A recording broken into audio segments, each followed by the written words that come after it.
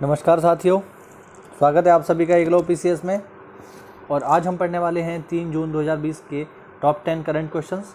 तो अगर आप हमारे चैनल पर नए हैं तो चैनल को सब्सक्राइब कीजिए और अगर वीडियो अच्छा लगे तो वीडियो को लाइक कीजिए। और अगर आप इस डेली करंट अफेयर की PDF प्राप्त करना चाहते हैं तो टेलीग्राम एप्लीकेशन में जाकर के एकलव्य पीसीएस को सर्च कीजिए और वहाँ उसे ज्वाइन कर लीजिए। इससे क्या होगा, ये आपको डेली PDF फ्री में मिल जाया करेगी। तो चलिए बिना किसी देरी के शुरू करते हैं। यहाँ पर प्रश्न नंबर 1 देखिए। प्रश्न नंबर 1 यहाँ पर, हाल ही में किसने CAPF में गैर स्वदेशी उत्पादों को हटाने के फैसले पर रोक लगा ली है।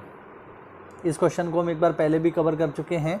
हमने देखा था कि गृह मंत्रालय ने CAPF में ये घोषणा की थी।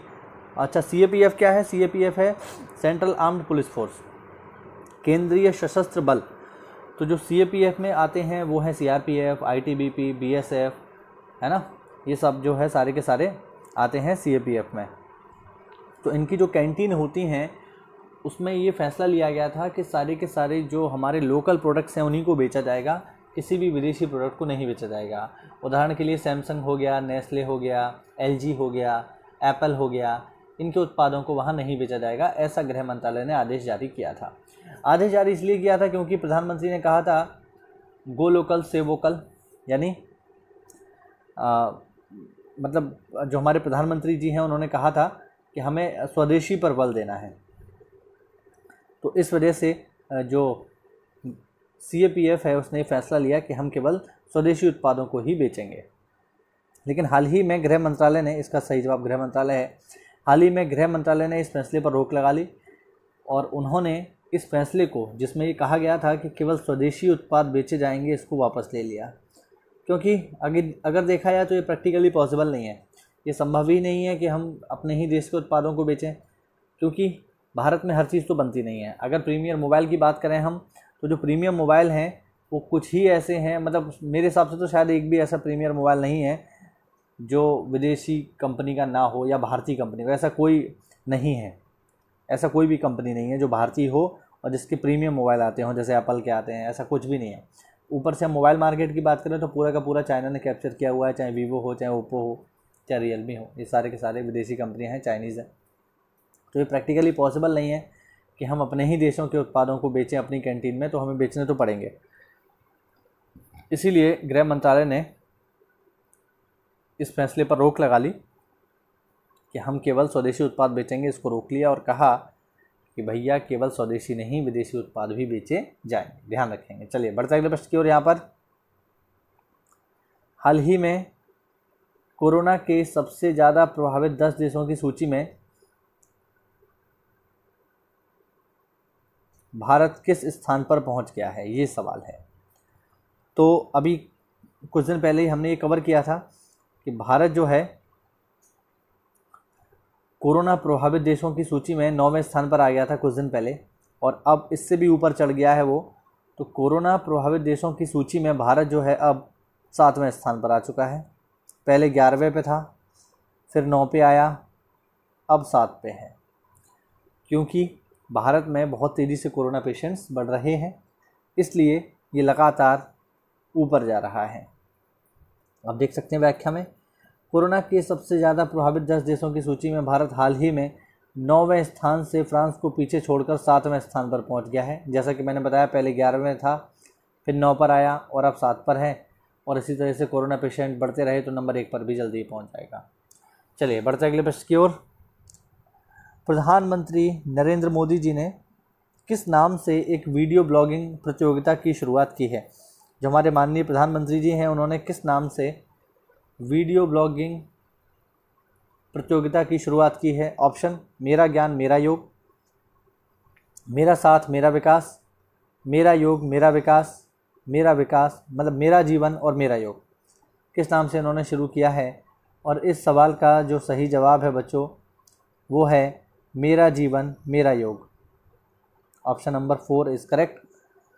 मेरा जीवन मेरा योग नाम से प्रधानमंत्री नरेंद्र मोदी जी ने एक वीडियो ब्लॉगिंग प्रतियोगिता की शुरुआत की है। ध्यान रखेंगे हम इस बात को, इम्पॉर्टेंट है। माननीय प्रधानमंत्री ने देश के योग को और महत्व देने के लिए मेरा जीवन मेरा योग नाम से एक वीडियो ब्लॉगिंग प्रतियोगिता की शुरुआत की है। इस प्रतियोगिता को ICMR और आयुष मंत्रालय द्वारा संयुक्त रूप से चलाया जाएगा। ठीक है, ध्यान रखेंगे। ICMR क्या है, मैं आपको कई बार बता चुका हूँ, Indian council of medical research है ICMR। चलिए बढ़ते अगले प्रश्न की ओर। निम्न में से किस राज्य सरकार ने जून से शराब पर अतिरिक्त उत्पाद शुल्क लगाने की घोषणा की है? वो कौन सा स्टेट है जो शराब पर अतिरिक्त उत्पाद शुल्क लगाएगा जून से? ऑप्शन पंजाब, केरल, गुजरात या महाराष्ट्र। तो इस सवाल का सही जवाब है बच्चों पंजाब सरकार। पंजाब सरकार ने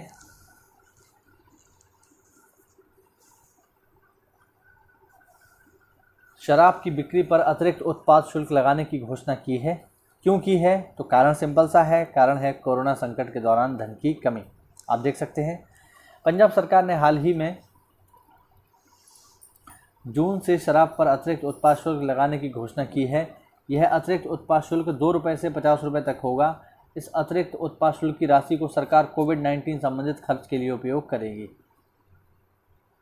चलिए बढ़ते हैं अगले प्रश्न की ओर। भारत के किस शहर में कोरोना वायरस रोगियों के इलाज के लिए रेलवे का पहला आइसोलेशन कोच लगाया गया है?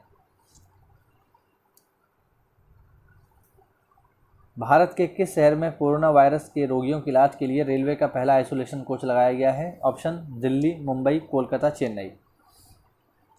और इस सवाल का सही जवाब है बच्चों दिल्ली। आप देख सकते हो व्याख्या में, भारत की राजधानी दिल्ली में कोरोना वायरस रोगियों के इलाज के लिए रेलवे का पहला आइसोलेशन कोच लगाया गया है। राज्य सरकार के अनुरोध पर रेलवे ने 160 बेड के साथ 10 नॉन AC कोच और हेल्थ केयर स्टाफ के लिए एक आइसोलेशन कोच को लगाया गया है।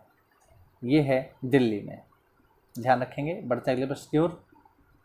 भारत के पूर्व न्यायाधीश KG बालाकृष्णन ने हाल ही में किस पर एक नई जीवनी जारी की है? ये सवाल काफ़ी इंपॉर्टेंट है, ध्यान रखिएगा, एग्जाम में पूछा जा सकता है। पूर्व न्यायाधीश KG बालाकृष्णन ने हाल ही में किस पर एक नई जीवनी जारी की है? यानी KG बालाकृष्णन ने किसके ऊपर जीवनी लिखी है? ऑप्शन अब्दुल कलाम, प्रधानमंत्री जी, अमित शाह या अटल बिहारी वाजपेयी। और इस प्रश्न का सही जवाब है माननीय प्रधानमंत्री जी के ऊपर पूर्व न्यायाधीश KG बालाकृष्णन ने एक नई जीवनी लिखी है। जो हमारे माननीय प्रधानमंत्री जी हैं मोदी जी, उनके ऊपर पूर्व न्यायाधीश KG बालाकृष्णन ने एक जीवनी लिखी है। आप देख सकते हो भारत के पूर्व मुख्य न्यायाधीश KG बालाकृष्णन ने हाल ही में प्रधानमंत्री नरेंद्र मोदी जी के ऊपर एक नई जीवनी जारी की है, जिसका शीर्षक नरेंद्र मोदी समृद्धि और विश्व शांति के अग्रदूत हैं। देखिए ये सवाल पेपर में आपसे पूछा जा सकता है इस बुक को लेकर कि बताइए नरेंद्र मोदी समृद्धि और विश्व शांति के अग्रदूत हैं, इस पुस्तक को किसने लिखा है? तो आप जवाब देंगे पूर्व मुख्य न्यायाधीश KG बालाकृष्णन। इस जीवनी में मोदी जी के बचपन की तस्वीरों से लेकर दुर्लभ किस्सों को शामिल किया गया है। तो काफ़ी इंपॉर्टेंट है, ध्यान रखिएगा, एग्जाम में पूछी जा सकती है। चलिए बढ़ते हैं अगले प्रश्न की ओर। रेसलिंग फेडरेशन ने लगातार कौन से वर्ष खेल रत्न के लिए विनेश फोगाट के नाम को भेजा है? विनेश फोगाट के नाम को भेजा है कौन से वर्ष?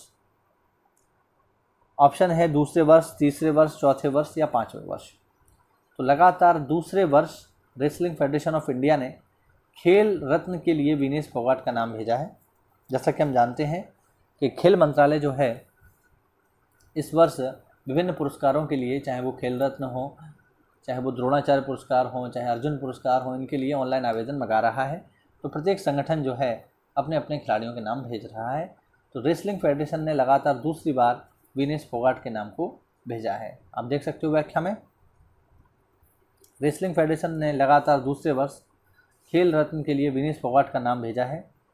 पिछले वर्ष पहलवान बजरंग पूनिया को खेल रत्न से सम्मानित किया गया था, जबकि रियो ओलंपिक में सिल्वर मेडल जीतने वाली साक्षी मलिक का नाम अर्जुन पुरस्कार के लिए भेजा गया था। तो काफ़ी महत्वपूर्ण है ये, ध्यान रखेंगे, अगर ये जीत जाती हैं तो काफ़ी सम्माननीय बात होगी। चलिए बढ़ते अगले प्रश्न की ओर। ये सवाल काफ़ी चर्चा में रहा है, इस वजह से काफ़ी इंपॉर्टेंट है, ध्यान रखिएगा इसको, और आप लोगों ने इसके बारे में सुना भी होगा। कोरोना वायरस के बीच किस कंपनी ने 2 इंसानों को अंतरिक्ष भेजकर इतिहास रच दिया है? कोरोना वायरस के बीच किस कंपनी ने 2 इंसानों को अंतरिक्ष भेजकर इतिहास रच दिया है? ऑप्शन नासा, स्पेसएक्स, ईसा या इसरो। और वो कौन सी कंपनी है जिसने इन्हें भेजा है? वो है स्पेसएक्स। ध्यान रखिएगा, स्पेसएक्स नाम की कंपनी ने 2 अंतरिक्ष यात्रियों को अंतरिक्ष में भेजकर कोरोना संकट के दौरान इतिहास रच दिया है। स्पेसएक्स कंपनी के मालिक हैं एलन मस्क। ध्यान रखिएगा, काफ़ी इंपॉर्टेंट है ये, एलन मस्क। एलन मस्क मालिक हैं स्पेसएक्स कंपनी के। और स्पेसएक्स जो कंपनी है, इसी के पास दुनिया का सबसे शक्तिशाली रॉकेट मौजूद है जिसका नाम है फाल्कन हेवी 9। ध्यान रखेंगे। चलिए, आप देख सकते हैं, देश में फैले कोरोना वायरस के बीच अमेरिका की कंपनी स्पेसएक्स ने 2 इंसानों को अंतरिक्ष भेजकर इतिहास रच दिया है। ऐसा 1 दशक में पहली बार है जब अमेरिका अपनी ज़मीन से मानवों को अंतरिक्ष में भेजा है। तो ध्यान रखेंगे, काफ़ी महत्वपूर्ण है स्पेसएक्स का ये मिशन।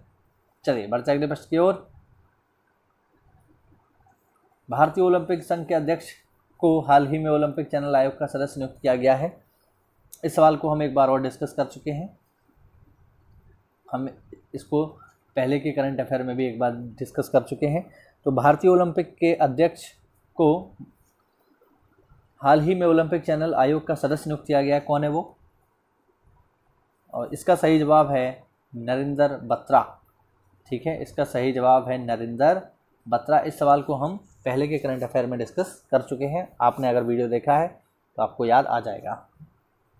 आप देख सकते हो, भारतीय ओलंपिक संघ के अध्यक्ष नरेंद्र बत्रा को हाल ही में ओलंपिक चैनल आयोग का सदस्य नियुक्त किया गया है। वे पिछले वर्ष जून में आईओसी के सदस्य बने थे। नरेंद्र बत्रा वर्ष 2014 से 2016 तक हॉकी इंडिया के अध्यक्ष रहे थे। चलिए, बढ़ते अगले प्रश्न की ओर। आज के लिए अंतिम। केंद्र सरकार ने गाइडलाइन जारी करते हुए राज्य और पेरेंट्स की सलाह के बाद कब शिक्षण संस्थान खोलने पर फैसला लेने की घोषणा की है? ऑप्शन है जून 2020, जुलाई 2020, अगस्त 2020, सितंबर 2020। और इस सवाल का सही जवाब है जुलाई 2020। जुलाई 2020 में शिक्षण संस्थान खोले जा सकेंगे, ऐसी गाइडलाइन केंद्र सरकार ने जारी की है। लेकिन स्कूल कॉलेज शिक्षण संस्थानों को खोलना है या नहीं खोलना है, ये फैसला राज्य सरकारों का होगा। यानी अगर उन्हें सारी चीज़ें ठीक लगती हैं तो ही कॉलेज विद्यालय खुलेंगे, अन्यथा इन्हें आगे की अवधि तक बंद रखा जाएगा। तो ये थे विद्यार्थियों हमारे टॉप 10 करंट क्वेश्चंस। उम्मीद करता हूँ वीडियो आपको अच्छा लगा होगा, कुछ नई जानकारी आपको मिली होगी। तो अगर ऐसा है तो हमारे चैनल को सब्सक्राइब करें और वीडियो को लाइक करें। मिलते हैं अगली क्लास में, तब तक के लिए जय हिंद, जय Bharat, stay home, stay safe.